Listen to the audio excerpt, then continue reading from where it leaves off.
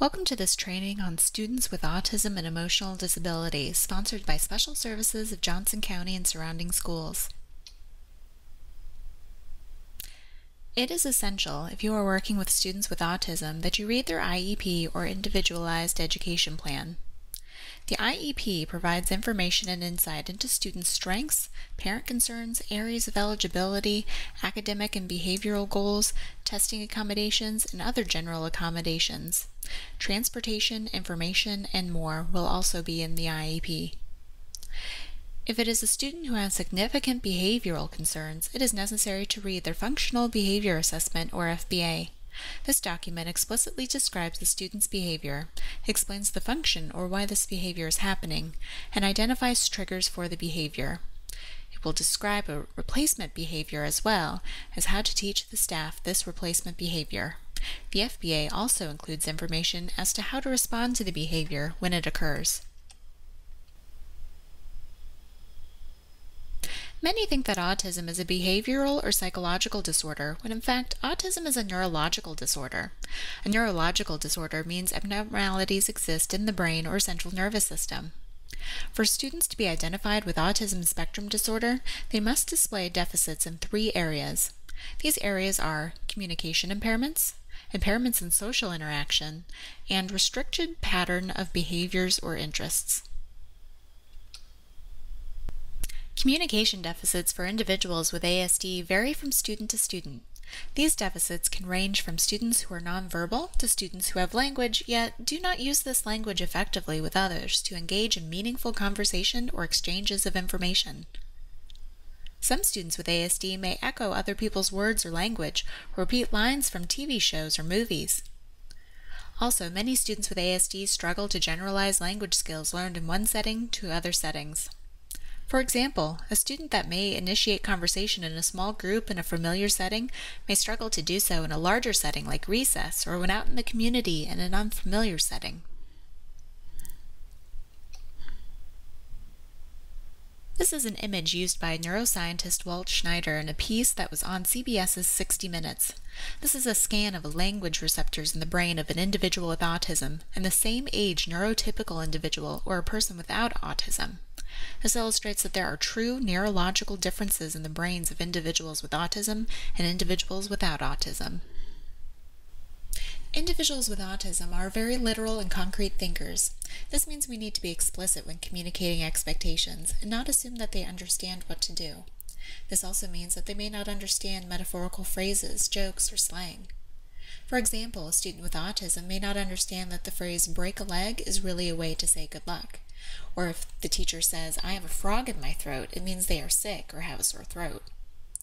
This concrete thinking leads to difficulties with inferencing and using abstract thoughts, which are often components of reading and written expression, as well as understanding social situations. There are several steps individuals take to respond to others. First, the individual must register information or stimulus. Then they must orient from where the information is coming. Next, they must interpret this information with their sensory system. For example, is the information auditory? Is it a smell? Is it something to taste or feel? Now the individual must organize how they are to respond to this given stimulus. Is their response to be a physical or verbal response? Does the response generate an emotional response, or is it something they must process cognitively? The individual must also modulate their response. For example, regulate their volume level, how hard or soft to hit a ball, how short or long their answer should be in a given situation. Finally, they must produce their response. These responses involve motor planning, verbal processing skills, working memory, and many other skills. So, when often individuals think that a student is being non-compliant by not answering or responding to a staff member, the student may in fact be stuck in the response process.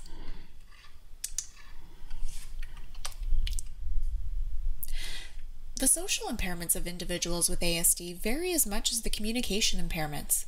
Some students display deficits in nonverbal behaviors such as eye contact, reading facial expressions, and understanding and using gestures such as pointing and body language to interact with others.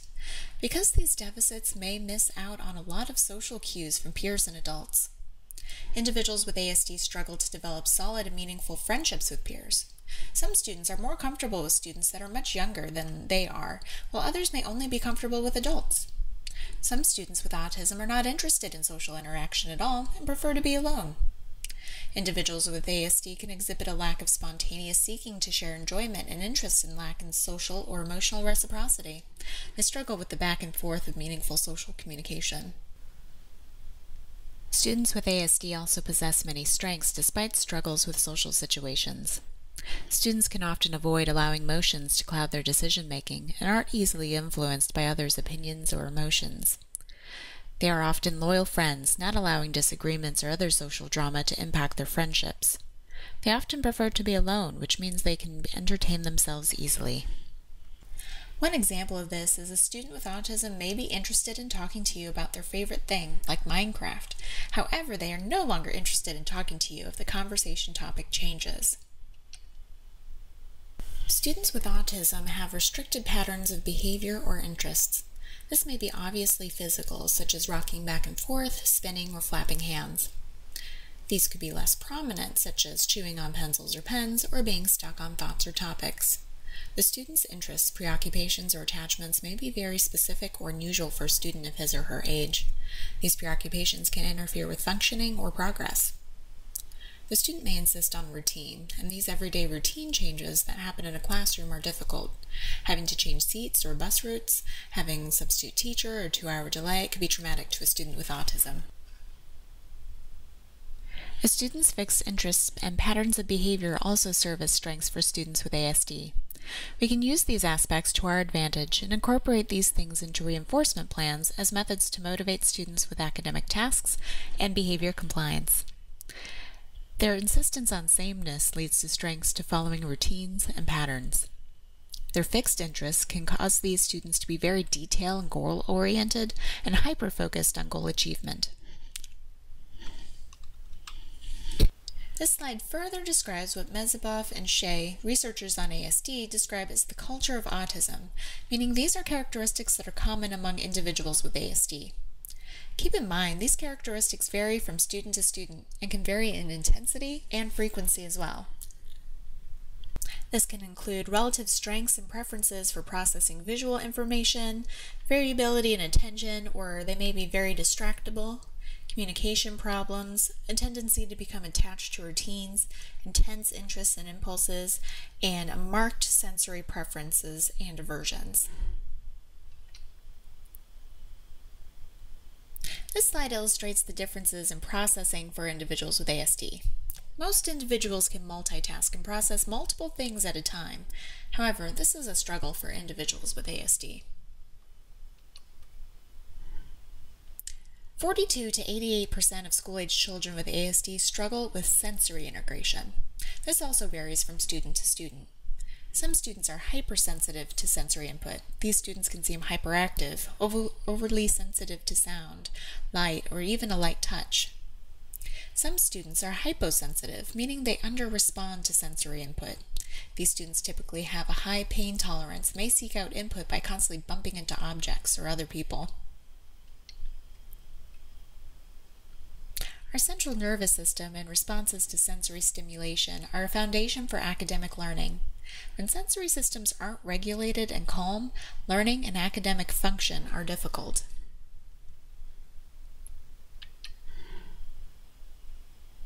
Most people are familiar with the 5 sensory systems: vision, hearing, touch, smell, and taste. However, there are 2 more systems that can impact students with autism. The vestibular system helps individuals with their sense of movement and regulation of motion, equilibrium, and spatial orientation. Students may struggle with coordination with movement and balance, eye control, maintaining attention, and may be uncomfortable with movements such as climbing, playground equipment, or going up and down stairs. The proprioceptive system is our sense of position or movement. Individuals that struggle with proprioception may misjudge movements such as putting arms into a sleeve or movements related to sports. They may struggle with the motion of written work and struggle to distinguish how heavy or light to press on a pencil when writing. They may pet animals or touch others with more force than necessary. Vestibular movements are alerting movements that can help students who are overly tired or low energy. Some of these activities are listed above, such as swinging, toe touches, or spinning. Proprioceptive movements are calming activities for students who need help to calm down or relax. Some proprioceptive movements are listed above. Often activities that incorporate heavy work are quite effective, such as carrying, pushing, or pulling heavy items. Often these activities can be worked into a classroom job, such as carrying recycling or delivering library books or other heavy packages. It is beneficial if students begin sensory input with vestibular activities to always end with a calming proprioceptive activity before returning to a task. Other common areas of difficulty for students with ASD are executive functioning and theory of mind. Executive functioning skills are the things that many individuals do without thinking. These skills involve the ability to problem solve, multitask, and time management. These are also skills that are needed in schools and classrooms on a daily basis. Theory of mind is a person's ability to infer what others are thinking. Due to deficits in social skills, theory of mind is often difficult for individuals with autism, as they often miss the unwritten social rules. For example, individuals with ASD may not understand that it is okay to ask a close friend or a child how old they are, but it's not polite to ask someone older or a stranger. As with all struggles, some of these struggles lead to student strengths. Strengths with visual processing can help teachers as they plan lessons that include visuals to help ensure student success. Their visual strengths lead to quick recognition of patterns, memorization of rote facts, memorization of number sequences or patterns, recall of factual information, especially in their area of interest. Students with ASD tend to be rule followers, especially when those rules are consistently informed. There are many strategies supported by research and evidence that benefit students with ASD. I'll just go over a few of these practices. Research has shown that individuals with ASD master information presented in a visual format far more effectively than auditory information. Information presented in a visual format reduces anxiety by organizing a sequence of events, which increases the student's ability to understand and participate in a given task, activity, or event. Research has suggested that individuals with autism can be described as being 90% visual learners and 10% auditory learners. If we aren't using visuals with our students, we aren't capitalizing on their strengths.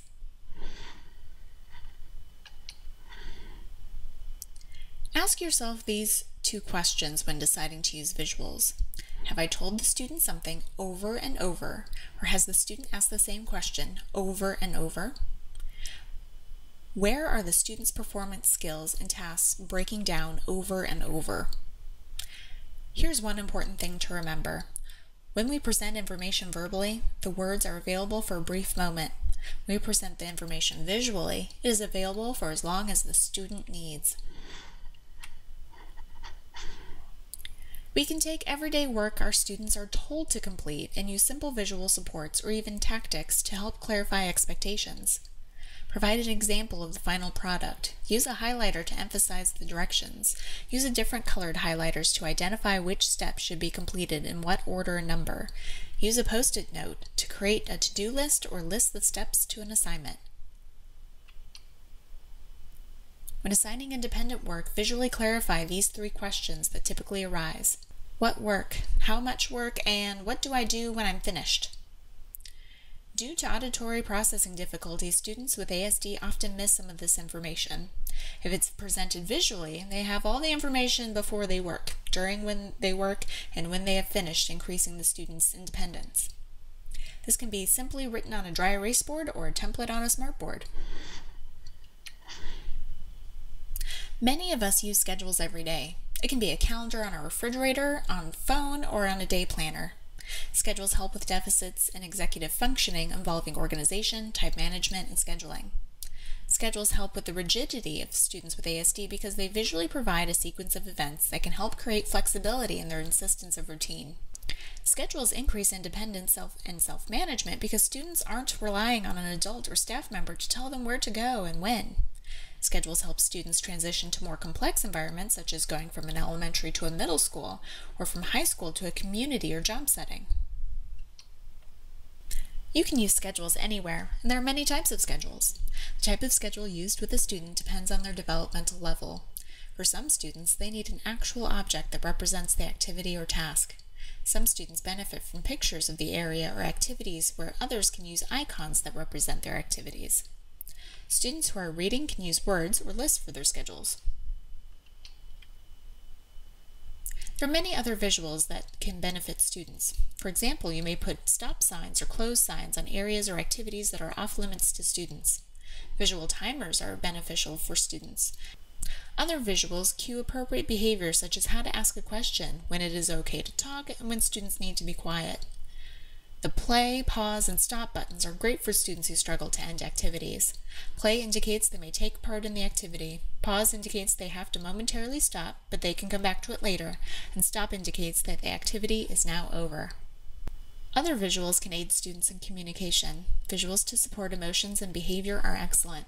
Books such as When My Worries Get Too Big and The Incredible 5-Point Scale and The Way to A are excellent visual tools to help students with self-regulation and behavior.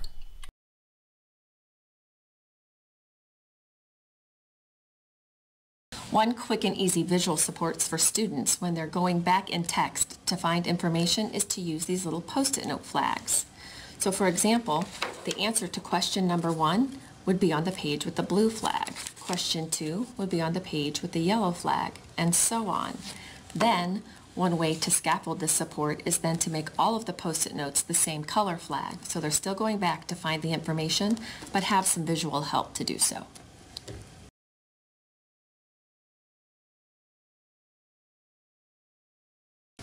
For students who are struggling with organization when writing, especially writing paragraphs, this is an accommodation that you can make. Have the student write each sentence on a 3x5 card. Then work with the student with their sentences to number them and put them in order before writing their final draft. Another way that you can do it for students that have an assignment that has multiple paragraphs is have each paragraph written on different colored 3x5 cards, then number the cards in order before they write their final draft. When working with students with autism, sometimes a paper like this with all of these problems can be overwhelming. So one way to accommodate is to provide some visual clarity. One way that you can do that, which is quick and easy, is just to fold the paper in half to show each row at a time. You can also fold the paper in half this way to eliminate the number of problems that they need to do. Another way to provide visual clarity is to use a highlighter. And for this one, we've just highlighted the problems that need to be completed, and each operation is highlighted in a different color.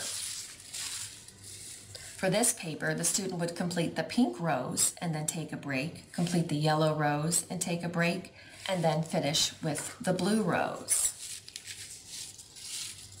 For this paper, we've just highlighted what rows the student needs to complete. Anything else can be bonus or extra credit. And for this worksheet, all we've done, since there are multiple operations, is highlight each operation sign in a different color to help highlight that for the student. Carol Gray defines social narratives, or social stories, as a short story that describes a situation in terms of relevant social cues, accurate and specific information regarding what occurs in a given situation and why.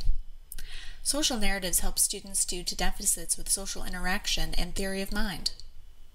Social narratives teach the student about different situations, how to behave in different situations, proactively cueing appropriate behaviors, as well as how others may feel about given situations and scenarios. Social narratives can be used to teach many skills and in many different environments, such as social skills, manners, how to cope with anger, how to initiate conversations with peers, how to ask a question in class, how to handle making a mistake, and what to do if someone isn't kind. They can also be used in the school, at home, and in the community. There are several examples of social narratives above.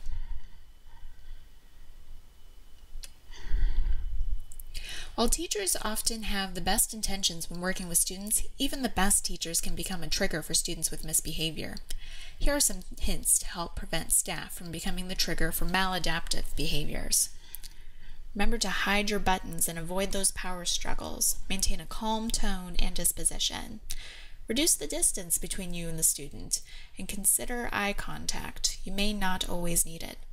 Limit your requests to 2 or less. Reduce the volume and the space between your words. Give plenty of wait time and offer choices. And always reinforce the positive behavior your student gives you.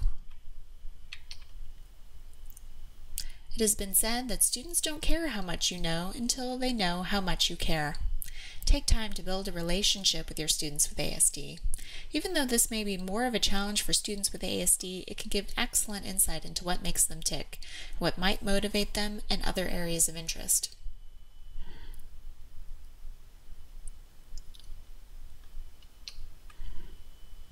Many students with ASD are not intrinsically motivated, meaning they need an organized form of reinforcement to encourage positive behaviors and compliance. Here are a few tips when it comes to reinforcement. First, set a goal with your students and make sure that the goal is quick and attainable first. Then increase the expectation as they display the targeted behavior. Find a way to visually track progress toward the goal using tokens, tallies, or some other motivator for your students. Reward good faith attempts, not perfection, and reinforce immediately with a visual form of reinforcement. Be realistic and set realistic goals. Expect small, slow changes. Problem didn't occur overnight, and it won't be corrected overnight. For more information and resources, please check out our website. It's full of free resources and files for you to download. We also have a Pinterest board full of resources and information about many of the topics we covered in this presentation.